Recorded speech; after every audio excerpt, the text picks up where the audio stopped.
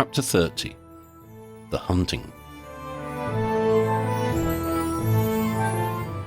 Harry, do come in, my dear fellow. It unsettled Harry to see Ambrose looking so old and drawn.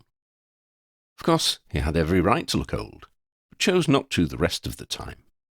He didn't stand to welcome him, Harry noted. Forgive my dreadful manners, head auror, Ambrose apologised. I cannot rise to greet you. As you may realise, I am in the middle of a mortal struggle with forces from beyond our world. Please take a seat. Ambrose's study was warm and comfortable, as always. There were cups, a teapot, milk, sugar, and a loaded cake stand on the low table between the two armchairs. The fire glowed in the grate. Harry noticed an unusual smell. It had a hint of sulphur and burnt hair. He looked at Ambrose's hands. They were gripping the arms of the chair until his fingers were white. "Is it all right for me to be here, Ambrose?" he asked. "I don't want to distract you from anything." Ambrose attempted a smile. "It is fine, Harry. I possess the wherewithal to have a little chat while I tussle with this wretched watcher. I cannot promise you a great deal of assistance, but I feel this may be a time when a friendly ear and a word of advice may be valuable to you in your own struggles. Tell me how you and the ministry are faring. Oh, and help yourself to refreshments, naturally." "Thanks," Harry replied. "Hermione, Kingsley, and I have been visiting the families of those who gave their lives at Malfoy Manor. The house and grounds have been restored, and the family are back in residence." "How is Draco?"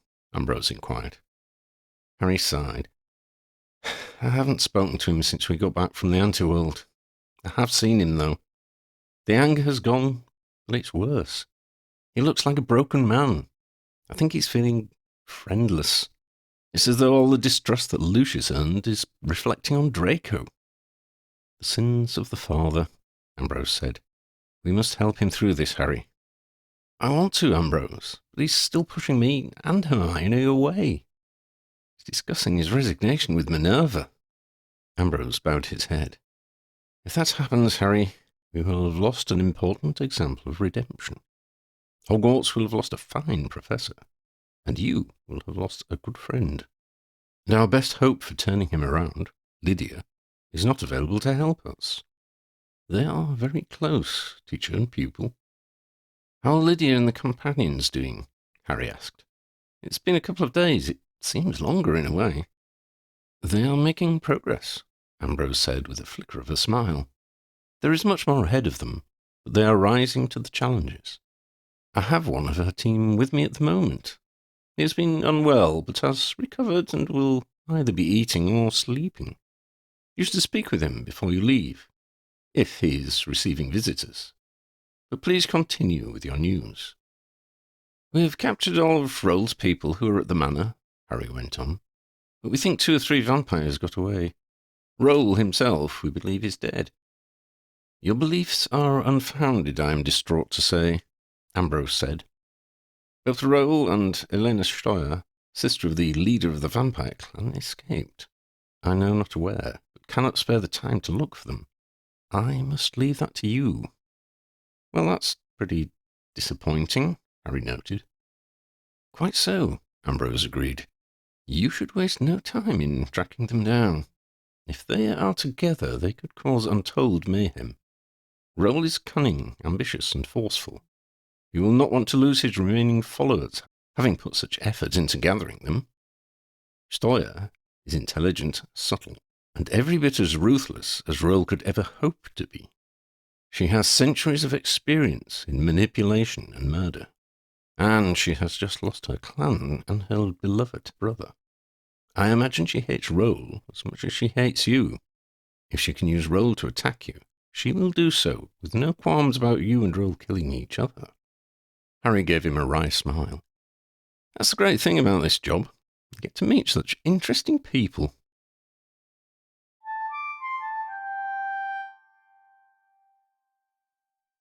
Dennis Creevey sat in the chair, facing Harry across his desk. He seemed confused, but excited. "Harry, I had a weird dream last night." Harry frowned. That's not really something we deal with, Dennis. We hunt down dangerous wizards, mostly. Dennis grinned and sighed. Yeah, I know, Harry, but this is going to help you. Rowle is still alive. He was in my dream. Somehow, I just know it was true. It wasn't like an ordinary dream. It wasn't like any dream I've ever had before. Harry narrowed his eyes and stared at the young reporter. I'm prepared to listen, Dennis. I know Rowle is alive. You do? Dennis sounded disappointed. How? Same way you know, Harry said. Or at least from the same source, I guess. The same source? It's Ambrose, Harry announced. Obviously. He told me directly, not through a dream. He didn't say where he was, though. For some reason, probably because he spent so long being weird, he's told you by giving you dreams. Dennis shook his head and grinned. He's such an interfering old bat, from what I've heard. You don't know the half of it, mate, Harry said. But this seems to be how he's been using you all along, to give me hints. Why doesn't he just tell you? Dennis asked. Harry shrugged. I guess before it was all to do with the Watcher. Now it's because he's so busy keeping the kids alive. I think we can forgive him under the circumstances. So, go ahead. What did you see in this dream? Okay, said Dennis, leaning forward. Then, well, I saw the Battle of Hogwarts. Dennis stopped. Seeing his face fall, Harry got up from his desk and pulled a chair up beside Dennis, putting a hand on his shoulder. Hey, Harry intoned. That must have been horrible, Dennis. I've been back there a lot of times in dreams. It's never been good. Sorry, Harry. I wasn't there, of course. Guess it was hell, Harry finished. It was. Anyway, when I saw the Hogwarts grounds, I mostly saw Rowle, big and blonde and angry. I saw some other stuff, things I knew from the stories of the battle. Rowle was getting angrier all the time until he walked away, stormed off before the fighting was over. I couldn't believe it. Explains how he survived, though, Harry pointed out. Go on. Well, then I saw Rowle as a vampire again. He was in a house, a small, ordinary house.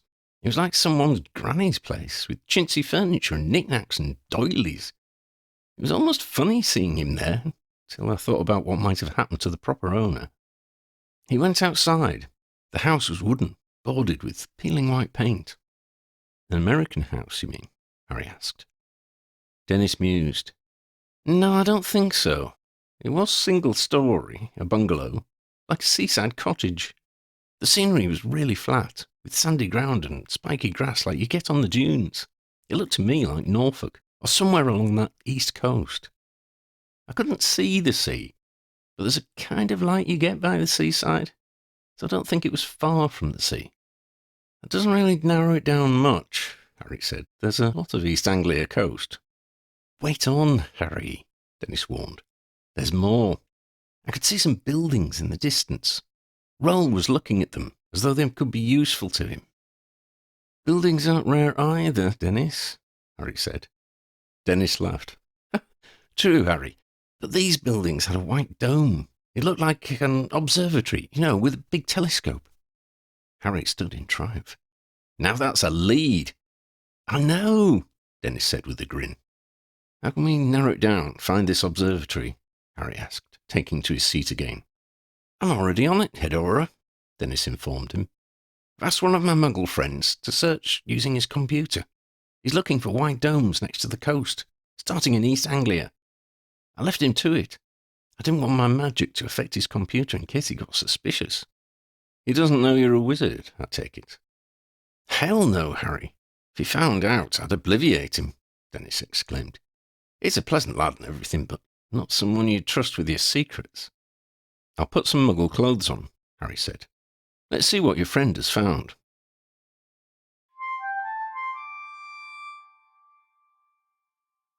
Hi, Harry, the young man said. Do you work at the same newspaper as Dennis? Harry shook his hand. Hi, Mr. Tamari. Call me Justin, or Just, he said. Justin Tamari was about Dennis's age. He was thin, pale, and looked like he could do with some fresh air, good food, and exercise.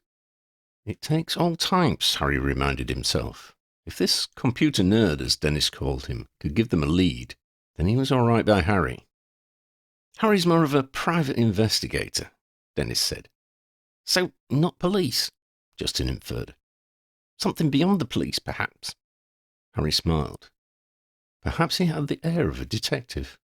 Justin seemed to think he was some kind of secret police officer, which was not so far from the truth.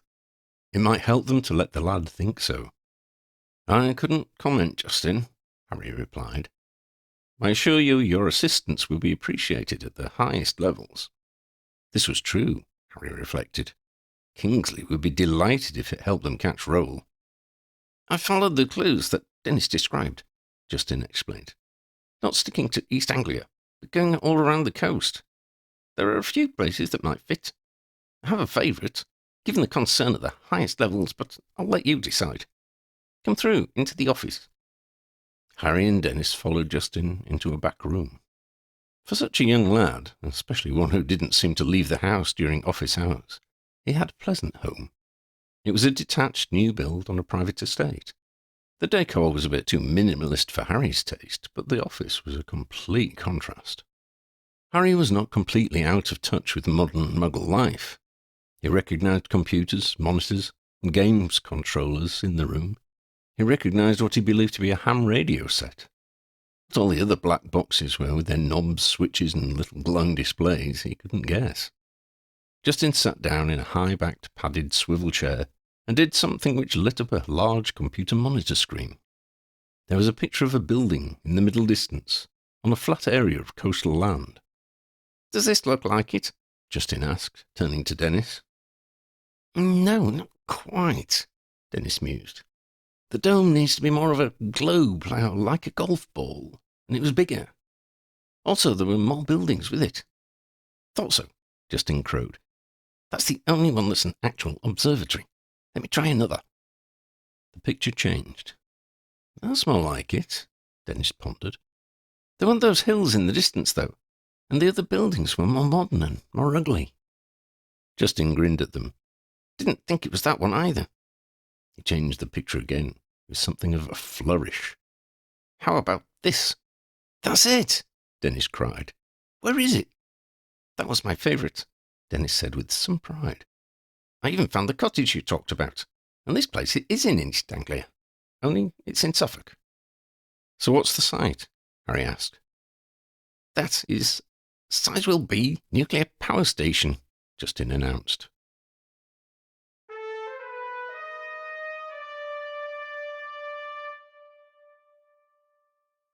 It makes sense, Minister, Harry said. If Rowle can cause what appears to be an accident at a nuclear power station, it makes the Muggles seem more incompetent and harmful to the planet than before. It all feeds into their plan to start an uprising against the Muggles. I see that, Harry, Kingsley confirmed. I have received word from our friend Director Harrisanis in the USA. They have intercepted some of Rowle's supporters entering their country. Our goal should be to prevent them from getting a foothold there. Once the dissension takes hold, it will be difficult to eradicate. That is the situation we find ourselves in already. The US is much larger, and the momentum will take more effort to stop. What are your thoughts on how we should deal with Rowle? Harry asked. Kingsley scowled. I think we must take great care not to involve anyone we do not know 100%. We have to face the possibility of there being a leak, whether intentional or otherwise. In particular, I believe you should tell none of your aurors. What? You suspect my people? Harry demanded to know. We have to look at the evidence of our previous operations, Harry, Kingsley insisted. We have lost good witches and wizards because Rowle has known our plans. Whether it is legilimency, imperious curses, extortion, or willing informants, that information is getting out and is reaching Rowle. Ambrose has said he cannot help us. He does not believe that Watcher is involved. I don't intend to face Rowle down by myself, Kingsley, Harry said, especially as there's at least one more of his vampire family unaccounted for. I would never suggest that you tackle him alone, Kingsley retorted. Losing you would be too great a blow. Not only for our community, but to me personally. Harry smiled. And imagine what Ginny would do to me, the minister added. Harry chuckled. Who would you suggest? Old friends, Kingsley said. Ours and Ambrose's. Ron? I would say so, Harry. I understand you do not want to keep putting him in danger, but we are all in danger. St. Mungo's has given him a clean scroll of health after his injuries at Malfoy Manor. Hermione won't like it, Harry warned. Hermione will not know until after the event, the minister said. I am still angry with her for keeping the grimoire. It is only because of Ambrose's actions we avoided disaster. Hermione needs to learn a lesson if I am to continue grooming her for the role of Minister of Magic. Harry grimaced. Who else? Stefano Verdi? And Lavender Brown, perhaps? Both are excellent suggestions, Hedora, Kingsley agreed. I can contact Lavender if you would approach Minerva for Stefano's assistance. What about our other contacts at Hogwarts? Phileas, for instance. Phileas has the expertise, Harry, as has Minerva. But I am unwilling to risk our best professors, Kingsley said. Hagrid is an exception I will make. He is uniquely qualified. His giant's blood makes him less vulnerable to vampires than most. As he has shown, he is a formidable fighter. Do not give him an opportunity to go to the pub before your mission, though. With a giant, a werewolf, and a vampire to entertain Rowle, you and Ron should be able to dispatch any other vampires. Attack in the daylight, and you will only have Rowle to deal with. Unless he's gathered more supporters, Harry pointed out. The quicker we can confront him, the better, Harry. I'll go, shall I? Asked Harry, already knowing the answer.